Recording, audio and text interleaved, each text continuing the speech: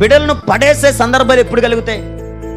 ఇసుకెత్తిపోయినప్పుడు, చిరాకు పడినప్పుడు, కోపగించినప్పుడు, కోపం ఉన్నప్పుడు. అవి లేనప్పుడైతే పిల్లలు బాగానే చూసుకుంటాం మనం.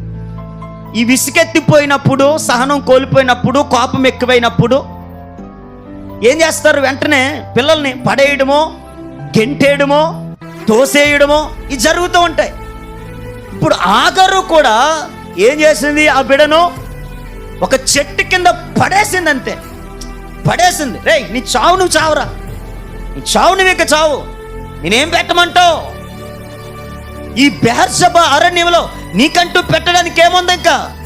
ఇంకా నీ చావు నువ్వు చావు, నా చేతుల్లో చనిపోవడం ఇంకా నాకు ఇష్టం కాదని అక్కడ ఒక చెట్టు కింద పడేసింది. బైబిల్ చెప్తుంది,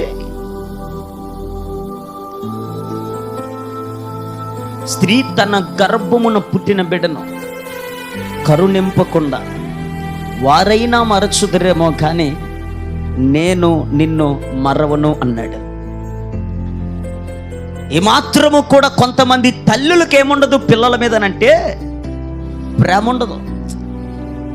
ఈ దినాల్లో ఎంతమందిని చూడట్లేదు, కనినటువంటి పిల్లలను వేరొకరికి అమ్మివేయటం, కనినటువంటి పిల్లలను వేరొకరికి దత్తతిచ్చేయటం, కనినటువంటి పిల్లలను వారి చేతులతోనే చంపేయటం, కనినటువంటి పిల్లలను వారికి అడ్డు వస్తున్నారని తొలగించుకోవటానికి వేరొక్కటి ఏదొక్కటి మరణాన్ని వారికి కలుగు చేయటం.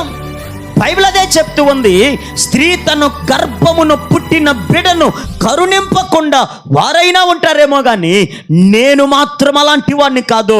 నేను తల్లికి మించిన ప్రేమ చూపించగలిగిన వాడిని, తండ్రికి మించిన ప్రేమ చూపించగలిగిన వాడిని అని దేవుని వాక్యంలో రాయబడుతూ ఉంది.